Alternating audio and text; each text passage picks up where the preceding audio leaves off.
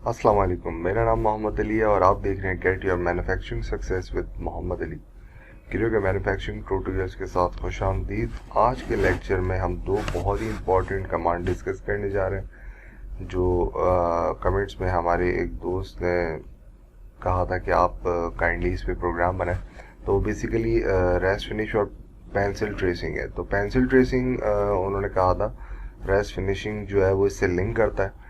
और किस तरीके से ये दोनों प्रोग्राम इफ़ेक्टिव हैं किसी भी ज्योमेट्री के अंदर मौजूद जो मिनिमम रेडियसेस होते हैं इनको मशीनिंग करने के लिए। ठीक है, तो यहाँ पे थोड़ी सी एक रिवॉल्व प्रोफाइल बनी हुई है, कोर टाइप की प्रोफाइल बनी हुई है और इसमें हमने पहले इसकी रफिंग की है, फिर फिनिशिंग के टूल से जो है वो इसकी ओवरऑल फिनिशिंग किया और फिर हमने रेस्ट फिनिश और पेंसिल ट्रेसिंग का प्रोग्राम बनाया।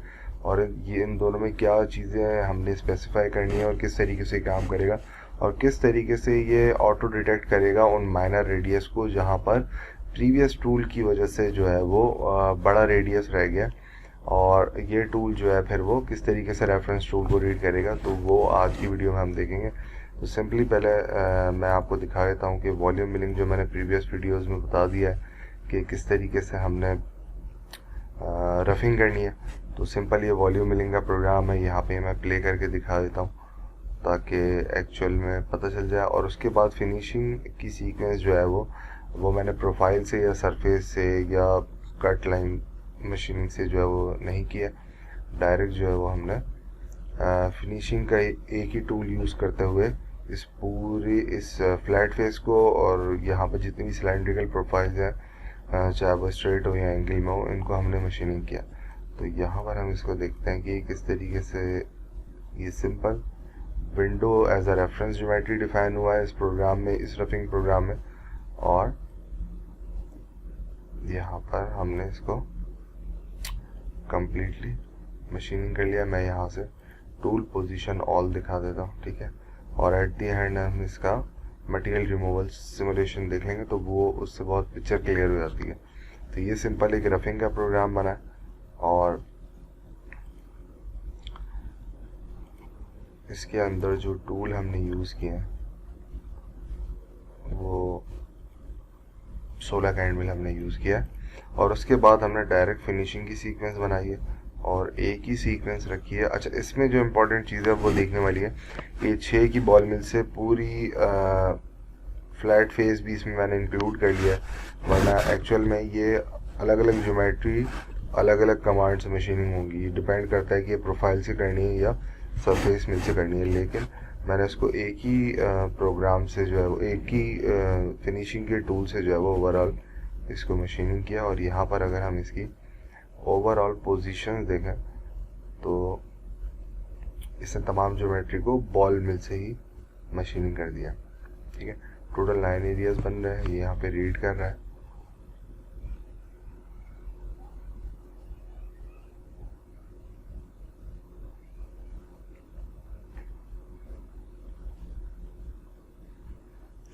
होता ही है कि जब हम इस तरह की ज्योमेट्रीज को या किसी भी जॉब को जब रफिंग करते हैं, रफिंग करने के बाद जब हम फिनिशिंग करते हैं तो फिनिशिंग में हम बहुत सारे कॉर्नर जो है, जैसे कि यहाँ पर हमने एक का रेडियस लगा हुआ है या ये फ्लैट भी हो, शार्प एज भी हो सकता है या कोई और माइनर वैल्यू हो सकती है।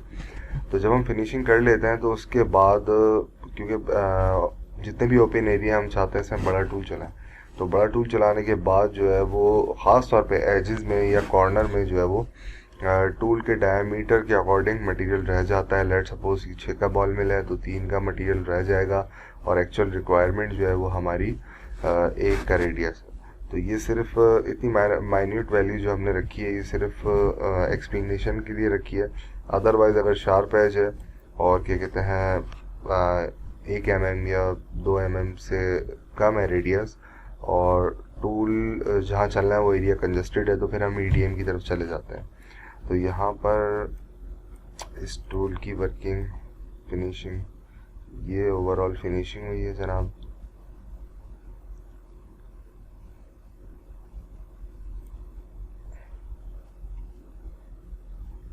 ठीक है, यहाँ से मैं इसकी ऑल पोजीशंस दिखा देता हूँ। तो इन जगहों पर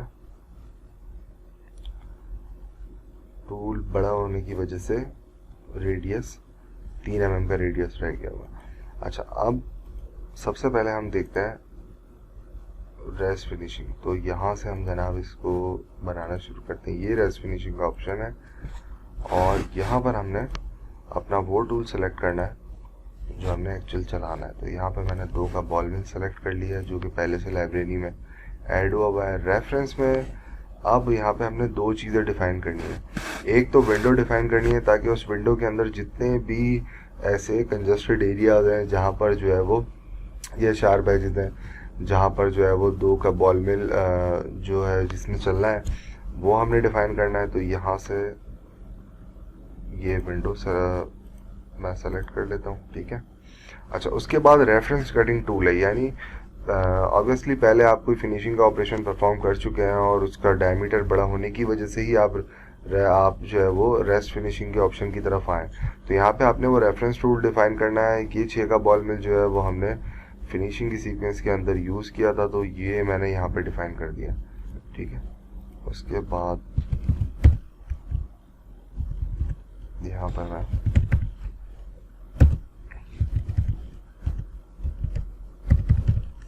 बेसिक इसके पैरामीटर डिफाइन कर देता है। अच्छा, स्टेप ओवर जो है हम इसमें मैं इसमें माइनर रख रहा हूँ, ठीक है। अच्छा जनाब, फिनिशिंग के स्टॉक अलाउंस 0 है और एट दी एंड हमने आरपीएम डिफाइन कर दिया।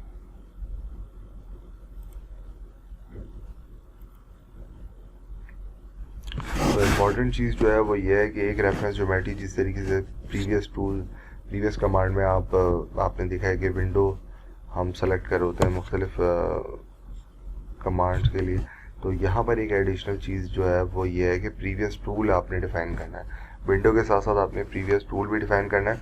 अच्छा, प्रीवियस टूल जो है वो लाजमी बॉल मिल ही होना चाहिए। मतलब फिनिशिंग के लिए अगर फ्लैट में एंड मिल आपने यूज़ किया हुआ है और आप रेस्ट फिनिशिंग से जो सीक्वेंस बना रहे हैं तो वो एक्सेप्ट नहीं करेगा।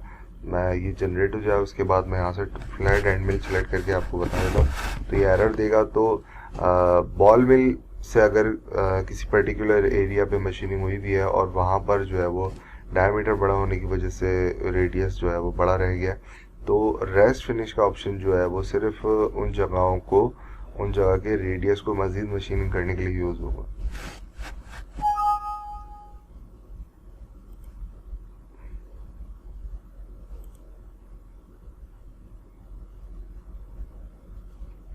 क्योंकि डेप्थ ऑफ कट जो है वो बहुत ज़्यादा कम दिया है मैंने, तो इसलिए ये थोड़ा सा टाइम ले रहा है। और इसके बाद हम इसको प्ले करके देखेंगे कि ये इसकी स्ट्रेटजी क्या है। ऑब्वियसली जब ये स्टेप डेप्थ हमने इसमें डिफाइन कर दिया तो इसका मतलब है कि ये स्टेप्स के अंदर मशीनिंग करेगा, एट अ टाइम जो है वो उस एरिया पे एंटर होके नहीं चलेगा।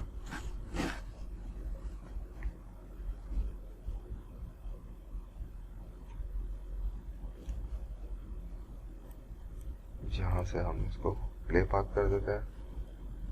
अच्छा, अब आप ये देखेंगे किस तरीके से रिमूव कर रहा है, यानी ये जो इसके पाथ जो बन रहा है इसका लेफ़्ट टू राइट यानी एक्स और वाई की डायरेक्शन में मूव हो रहा है, देन जो है वो डेप्थ ऑफ कट रीड करता हुआ नीचे की तरफ आ रहा है। इस तरीके से ये जितने भी एरियाज हैं यहाँ पर जहाँ पे रेडियस जो है वो बड़ा है उन तमाम एरियाज को ये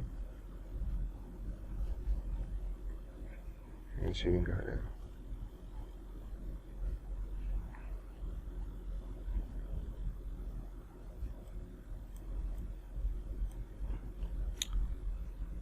ये तमाम एरियाज ने आप देखें जहाँ और इन सब जगहों पे और मैंने जो है वो रेडियस 1 mm का रेडियस डिफाइन किया, तो ये ज़्यादा बेटर ऑप्शन है। अच्छा, इसके बिल्कुल अपोजिट अगर हम देखें तो पेंसिल ट्रेसिंग का प्रोग्राम जो है वो किस तरीके से बनता है, ठीक है। तो आइए इन एरियाज़ को बनाने के लिए दोबारा से हम अच्छा, यहाँ पे हमने जो डिफाइन करना है टूल पैरामीटर, सरफेस की जगह मैं विंडो सेलेक्ट करूँगा एज अ रेफरेंस ज्योमेट्री। ठीक है, ये हमने चीज़ें यहाँ पे डिफाइन करनी है। तो सबसे पहले टूल जो है वो 2 का बॉल मिल ही हम सेलेक्ट कर लेते हैं। ठीक है, और बेसिक पैरामीटर यहाँ पे डिफाइन कर देते हैं। अच्छा, अगर इसमें एक प्रॉब्लम है जो अभी हम डिस्कस करेंगे, मैं बताता हूँ आपको, फिर आप अगर उस तरह की सिचुएशन हो तो आपने अपनी मशीनिंग स्ट्रेटजी क्या रखनी है। ठीक है, यहाँ से सेलेक्ट विंडो में जाके हमने इसको सेलेक्ट कर लिया। अच्छा, इसमें हमने कोई रेफरेंस टूल डिफाइन नहीं किया है। ठीक है,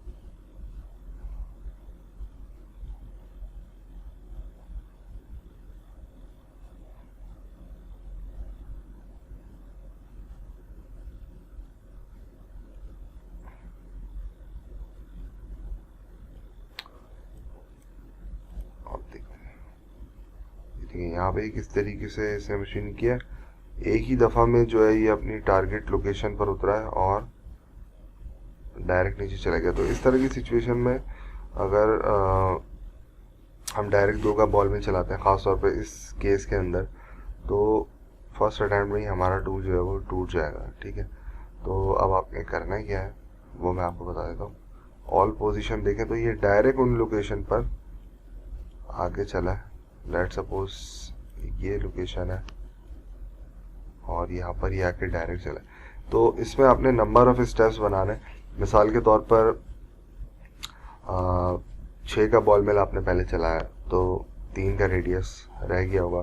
तो अब इस तरह की सिचुएशन में सिर्फ इस केस स्टडी के लिए मैं बता रहा हूँ, वरना अदरवाइज इतने माइनर टूल से जो है वो आप इतनी ज़्यादा डेप्थ में काम करना डिफ़िकल्ट होता है। सिर्फ समझाने के लिए है ये। अगर डेप्थ ज़्यादा नहीं है तो आप दोनों ऑप्शन यूज़ कर सकते हैं। अब इसमें करना ये होगा कि पेंसिल ट्रेसिंग का जो हमने प्रोग्राम बनाया है, एक्चुअल में हम डायरेक्ट 2 की बॉल मिल यूज़ नहीं करेंगे। इस प्रोग्राम को मैं कॉपी दोबारा से बता देता हूँ। यहाँ पर इस प्रोग्राम को मैंने कॉपी किया और यहीं पे पेस्ट कर दिया। ठीक है, तो यहाँ पे मैं सारी चीज़ें सेम पे क्लिक करता हूँ और डन कर देता हूँ, और एट दी एंड अंदर जाके टूल, सिर्फ टूल चेंज करूँगा मैं। ठीक, तो हमने नंबर ऑफ स्टेप्स में करना है। पहले 6 की बॉल मिलती थी तो अब हम 4 की बॉल मिल यूज़ करते हैं।